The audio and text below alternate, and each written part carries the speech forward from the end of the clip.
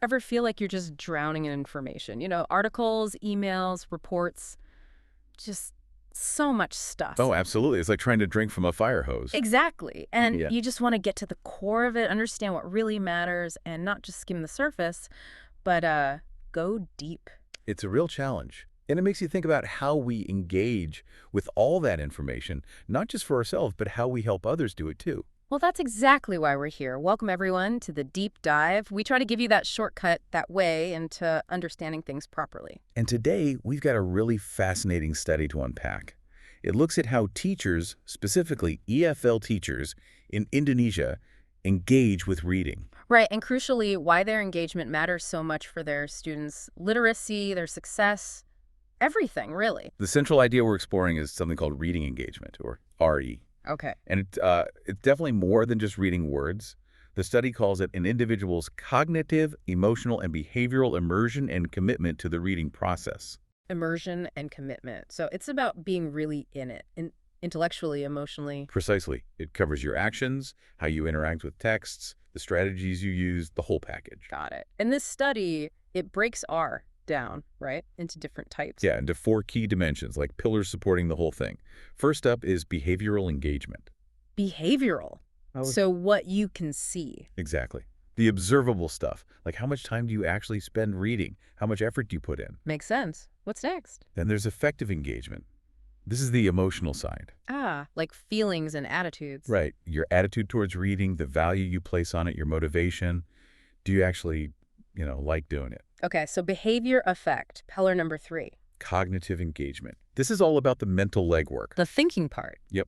The strategies you use to understand, to interpret, to connect ideas while you're reading, are you actively processing it? Right. And the last one. Finally, social engagement. This looks at how reading connects us to others. So like book clubs or discussing articles? Exactly. How you interact with people around texts and reading activities. Collaborating, discussing, sharing ideas. Okay, 4 pillars. Behavioral, affective, cognitive, social. So our mission today is to unpack how these Indonesian EFL teachers measure up across these 4 areas. And see what that tells us about a national literacy initiative they have there, but also what insights can we all take away for fostering reading habits in anyone. Sounds like a plan. Where should we start? With the behavior. Let's do it. The behavioral dimension. How do these teachers actually read in their own time? Okay, and this is where it gets really interesting, looking at their personal habits, like time commitment, prepare for a surprise. Oh, Nearly 2/3 of them, 61.4%, spend 1 to 2 hours reading every day. wow. 1 to 2 hours daily. Yeah, That's significant. it really is, especially when you compare it. Like the average American adult reads for maybe, 6 to 16 minutes a day? That difference is huge. It shows a real personal commitment from these teachers. Definitely. But what are they reading in all of that time? Because that's revealing, too. I bet. Not just textbooks, I imagine. Far from it. The most popular stuff, motivational books, religious texts, science books, over half read those. Interesting mix. Then came fiction, about 36%, newspapers around 9%. But get this, the big irony, Go on. school textbooks, dead last, like 3% preferred reading those. Wow. So even for these highly engaged reading teachers, the required school stuff isn't what they choose to read. Exactly. It really highlights that difference between, reading because you have to and reading because you want to. A big lesson there. Absolutely. And where are they reading? Does that tell us anything? Well, most said anywhere, really. Yeah. Which suggests it's a flexible habit. About 37% preferred home, though. And only 1% use libraries. Yeah, tiny number. Might point towards digital access, maybe? Could be. And speaking of digital, Yep, clear preference there. About 64% preferred digital media over print. that fits the trend. And language. Mostly Bahasa Indonesia, I assume. Mostly. Yes, almost everyone. But also a lot of English, about 2/3, which makes sense for EFL teachers. Okay, so they read a lot, often digitally, mix of genres. Yeah. But what about finishing things? Are they finishers? Good question.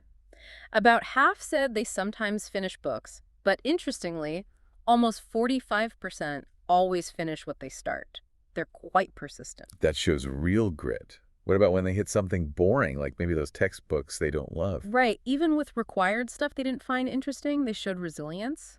A lot would stop for a bit, then go back. Others pushed through until they got it, and some found other materials on the topic. So they don't just give up easily. Not at all. Which makes you think, how much does that personal reading resilience model things for their students? Is it more than just the time they spend reading? That's a great point. It's not just that they read, but how they approach it. Okay, let's shift gears. What about the affective dimension, the feelings? Right, their attitudes. And here the picture is, well, overwhelmingly positive. Towards what, specifically? Towards the English textbooks they use in class, like 94% viewed them positively. 94%? That's huge. Yeah, words like very important, very good, enjoyable came up. They felt the books helped students build knowledge and vocabulary. So real enthusiasm for their teaching materials, generally. Generally, yes. But there was that other 6%. The skeptics. What were their concerns? Pretty practical stuff, actually. Things you'd expect. Students not liking the materials, texts being boring or too long. The classic challenges. Exactly. Low student vocabulary was a big one mentioned, and some even felt the materials were just an administrative burden, like pressure to just get through them. That's a dose of reality. It's not always smooth sailing, even with good intentions. True. But still, the overall vibe from the teachers themselves was definitely positive. High enthusiasm, high liking for the materials overall. You know, it makes you think about that link between a teacher's own feelings and student engagement. If a teacher genuinely enjoys the material, does that rub off?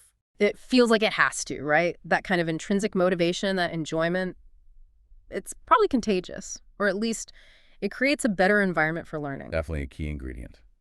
Okay, so we've covered behavior and feelings. What about the cognitive dimension? The strategies they use in the classroom. Right. How do they actively help students engage with the text? This is where we see them acting as real strategists. What kind of strategies stood out? Well, the most common ones were really about setting the stage, like activating students' background knowledge before they even start reading. Yeah. Almost 3/4 did that. Smart. Connecting the new stuff to what they already know. Exactly. And nearly 70% discussed the reading goal right at the start of the lesson. So students knew why they were reading. Again, really foundational. Purposeful reading. What else? Other things too, like reading whole texts, using visuals like tables or pictures, some critical analysis, predicting content, a decent mix. Okay, so that's setting things up. But what about when students get stuck? Problem-solving time. Yeah, and this connects back to that challenge mentioned earlier, low vocabulary. Guess what the #1 problem-solving strategy was? Let me guess. Helping them figure out unknown words. Bingo! A whopping 88.6% focused on helping students guess unknown words from context. That's huge and directly addresses that vocabulary gap. Makes perfect sense. Totally. They also used visualizing information, getting students to picture it, and encouraging them to reread if they lost concentration. Practical stuff. Any other supporting techniques? Yes, things like highlighting or underlining key parts, 80% did that. Taking notes, about 70%. And significantly, translating difficult words. Translating. Again, hitting that vocabulary issue head on. Exactly. They're actively providing that scaffold. You know, looking at this list, activating background knowledge, guessing words, visualizing, note-taking, these aren't just teaching techniques. Right. They're things any of us could use when we tackle a tough text. It really makes you reflect on your own reading. Which of these strategies do you use? Which ones could you maybe try out? Good question for everyone listening. Okay, one pillar left. Social engagement. Right, reading together. How did that play out in these classrooms? Lots of different ways, actually. A real variety of group activities. Like what? Oh, reading in turns, running dictation, reading games, buddy reading, group discussions. Some teachers divided texts up, used jigsaw techniques. Sounds like a lively classroom. Though you mentioned some didn't use group work. Yeah, a small few reported never using it, but most did, and they had ways to make sure students actually, participated. Managing the groups. How do they approach that? 3 main ways. Exactly. The study broke it down. First was focusing on student engagement. Meaning? Getting students to actively contribute, making sure responsibility was shared equally, having them listen to each other. Okay, fostering collaboration from within the group. What else? Second was teacher control. This is where the teacher steps in more directly. Things like checking pronunciation, using visuals to spark thinking, setting deadlines, maybe even using rewards or punishments. Also, choosing interesting texts or designing follow-up tasks. Right, guiding the process more actively. And the third way? Student control. Giving students more ownership. Like peer review. Yeah, things like peer assessment, using peer tutors, letting students choose group leaders. empowering them to manage themselves more. Interesting balance between teacher guidance and student autonomy. So why go to all this trouble with group work? What were the perceived benefits? Teachers saw quite a few advantages. Yeah. Helping slower learners was a big one, mentioned by many. Makes sense. Peer support. Also improving reading interest, developing better text understanding, and even just being more time efficient in covering material. So definite pluses. Yeah. But group work, it always has its challenges. Oh, absolutely. And the teachers were candid about those too. Like what were the main drawbacks they saw? The usual suspects, really. Difficulty managing the groups, keeping everyone on task. Dependence on just one or two strong members doing all the work. Yes, the free rider problem. Differences in ability levels within a group causing issues. Student ego sometimes getting in the way. And just generally low individual responsibility among some students. Yeah, those are definitely the classic pitfalls of collaborative work. It highlights how tricky it can be to get it right. It really does. And it makes you think about your own experiences, doesn't it? School, work, group projects.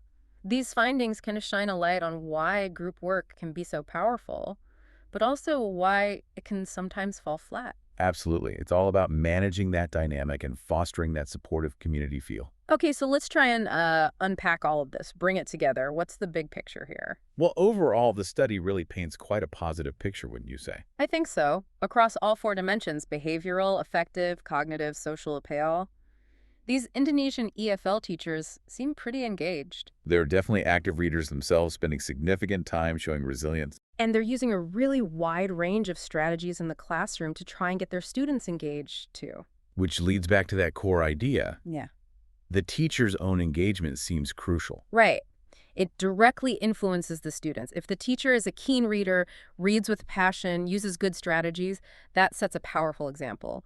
It encourages students. It moves beyond just teaching reading skills to fostering reading will, that motivation, that desire. Skill and will. I like that. And the studies model, looking at all four dimensions together, really shows how they're intertwined. It's not just one thing. It's this whole ecosystem of engagement. Behavior, feelings, thinking, socializing. Yeah. It all connects. Exactly. And while, yes, this was about EFL teachers in Indonesia. The lessons feel much broader, don't they? Absolutely. It speaks to anyone who learns or tries to inspire learning in others, that connection between your own engagement and your ability to spark it elsewhere. Whether you're a teacher, a manager, a parent, even just sharing something interesting with a friend, your own enthusiasm matters. It really does.